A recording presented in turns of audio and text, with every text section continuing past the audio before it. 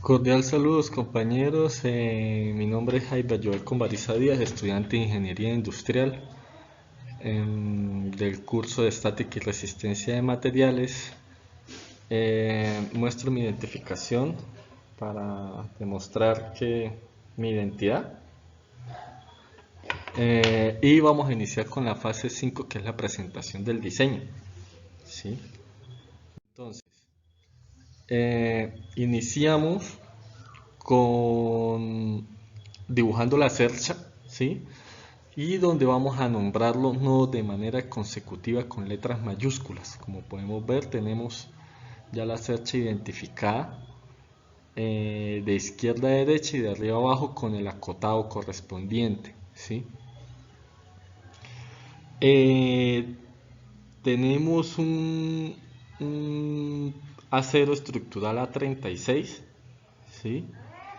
Eh, Después de esto tenemos que hacer la evaluación de las cargas externas que soportan la estructura, ¿sí?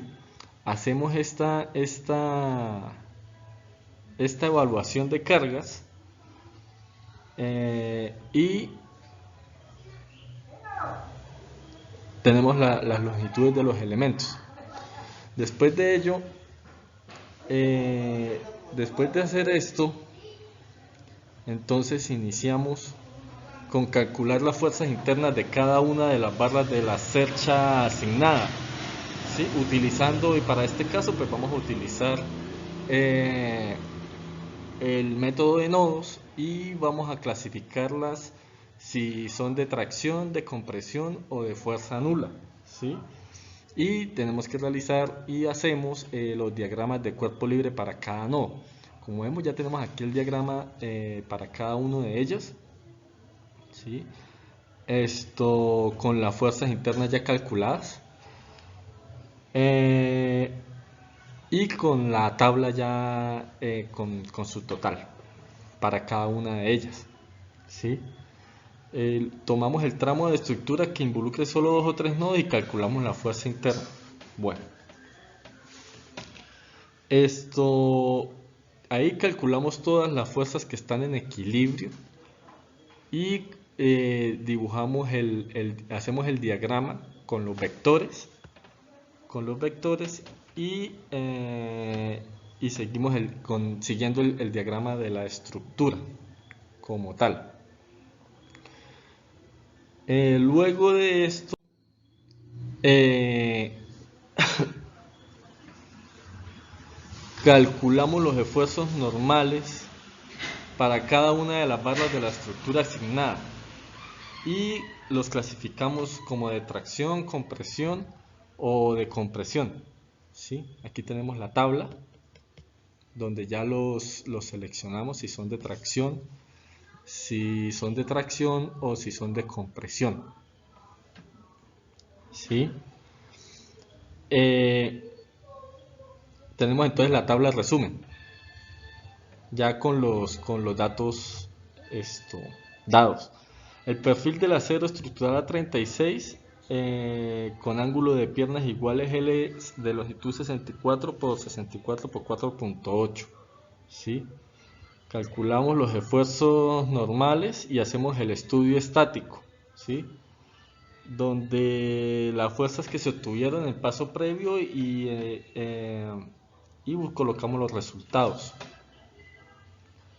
Después de esto calculamos el factor de seguridad para cada elemento en tensión, ¿sí?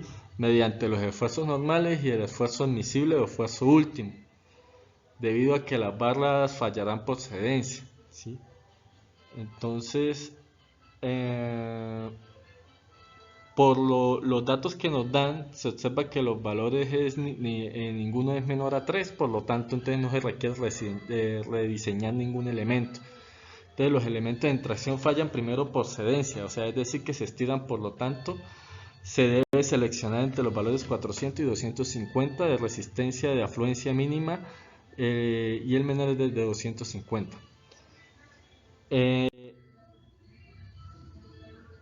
Después de esto, vamos a calcular el factor de seguridad para elementos en compresión, ¿sí? Entonces, los elementos de tracción se verifican de acuerdo con el criterio de carga crítica como columnas de Euler. Entonces, los elementos de compresión de la cercha se muestran en la tabla número 2. Luego de esto, eh, calculamos el factor de seguridad y hallamos el momento de inercia del área compuesta. Y para eso utilizamos el teorema de los ejes paralelos de Steiner. ¿Sí? Luego se escoge el momento de inercia menor. ¿Sí?